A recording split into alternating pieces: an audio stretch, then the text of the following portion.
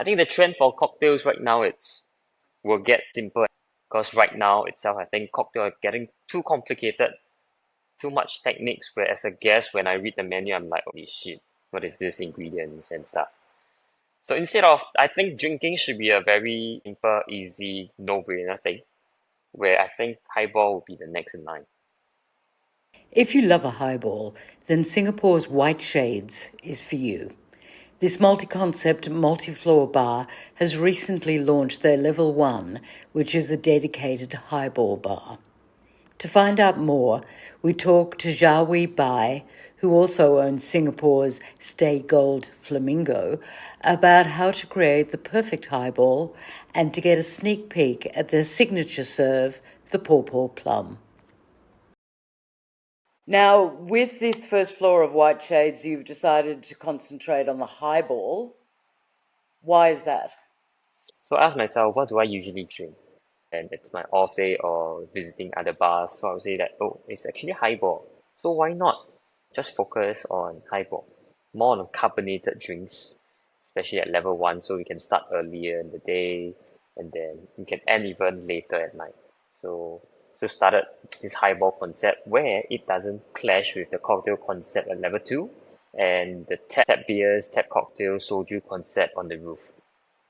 Apparently, you've got quite an elevated Japanese speakeasy feel. Can you describe what that means, what that is? I work very closely with one of the Japanese whiskey called Kakubin, where it is what I want is like early day drinking or even an all day drinking concept where this whiskey is so smooth, easy to drink, light, and then just go well with just simple soda.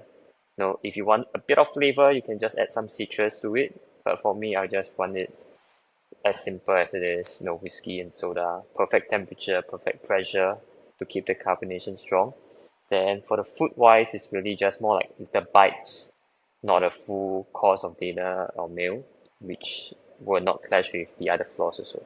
So, and then we also build more doors for us so that we can really segregate and have this small little area just by ourselves. What do you think it is about the highball that makes it so popular? I think it's really a drink that is so easy and classic. People want a lower ABV drink or something that they can last longer. In a way, where highball itself, it's best is 1 to 3 or 1 to 4 ratio of water to spirits. While drinking alcohol, you're actually also hydrating. You can last longer. You can drink more throughout the night, and it can be an all day early drinking concept too. I think it's a growing trend, to be honest. Even I think a few months back when I launched this spot, someone came in and told me that actually in Korea everyone is in trend for highballs.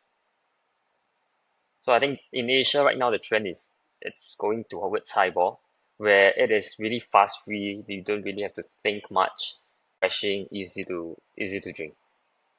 And if someone's making highballs at home, what are your top tips? Okay, temperature. Get the temperature right. Glassware. Get a irregular shape of solid ice. At home will be hard unless you know how to do clear ice. That would be perfect. If not, just have a few big chunks of irregular ice so that the surface area is actually lesser. So the dilution point is lower. Then glassware chill, ice is there, soda as chilled as possible. If best, chill your spirits also. So make the temperature as cold. And then after that, once you pour in, let me demonstrate one. So as a highball itself, we actually freeze the whiskey and then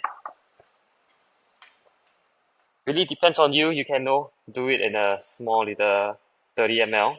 Just pour it in.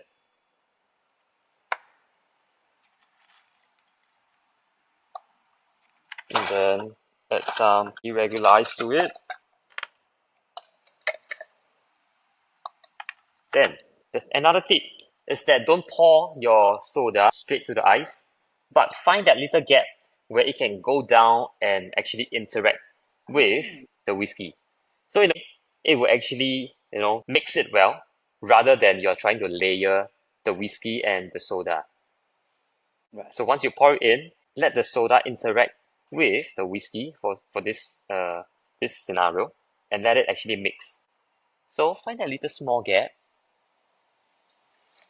Let the liquid hit the liquid rather than soda touching the ice and then layer the drink. Roughly, yes. So roughly at this volume. And then what you need is just grab the ice, give a little lift, and then one one one round of stir, and then there you go. So this in a way where you mix the whiskey and soda well, balance, not layering, and keep the carbonation there. So over here is the concept. We also charge our own soda water for our highball in a way where it is really very extremely fizzy. So I can show you. You can just put in as cold as you can for the water, and then just charge it. What I really love is that the fizz is so strong that till the last sip of your highball is still bubbly. So as I can show you. So ideally, the little trick over here is that make sure your glassware is also icy cold, because carbonation is very sensitive to temperature differences. So Okay. to keep it as fizzy as it is, or even last even longer, so keep everything as cold as possible, even your glassware.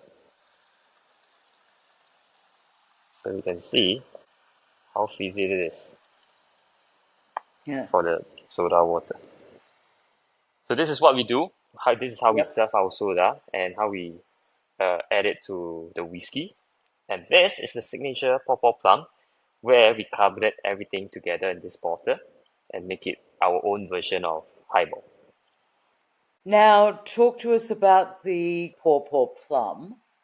Alright, so itself is gin as the base. I think gin is still one of the most popular spirits used for cocktails.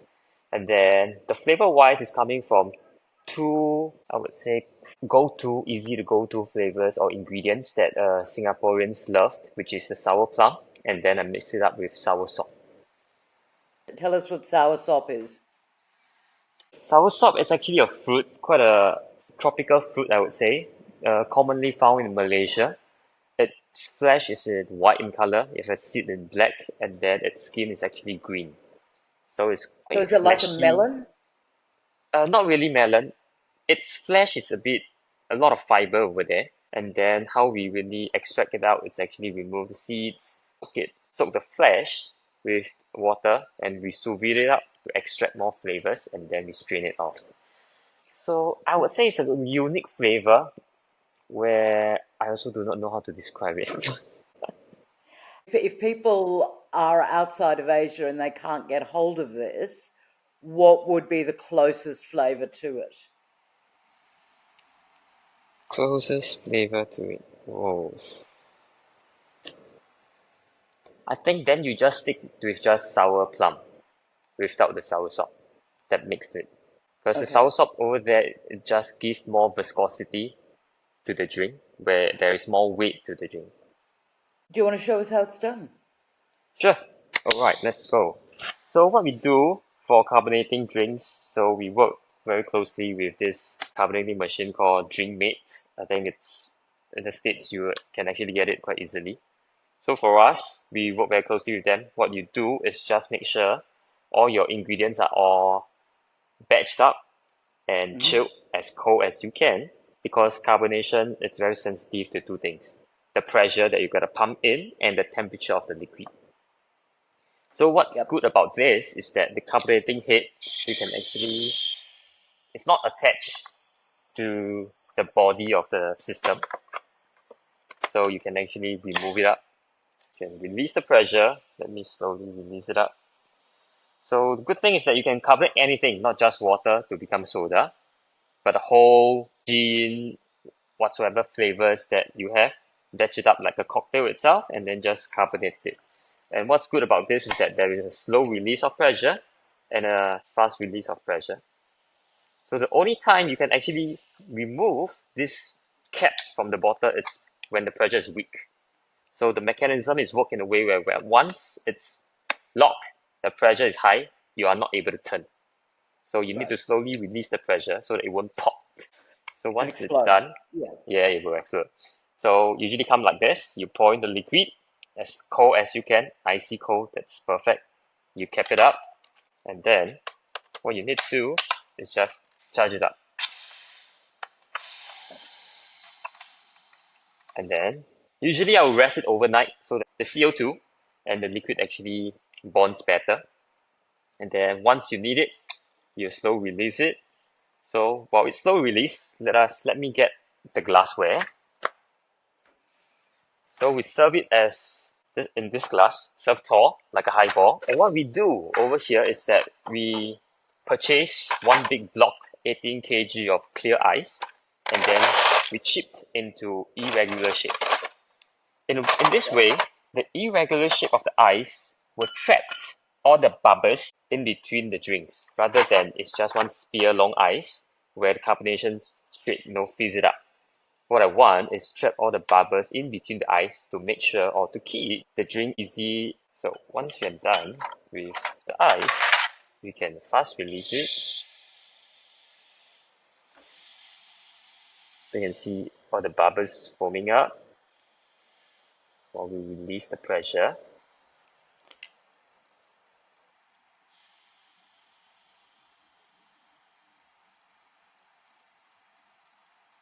So later you can see once I pour it up, it actually foams up a lot.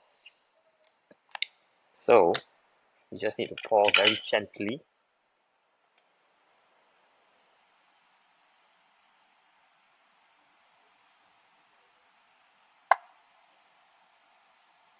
Like this. Just let it freeze. Let the CO2 escape a little bit. Interact with the air. Let it breathe a little. And then just slowly top it up and we are done. So drink highball every day, all day, every day.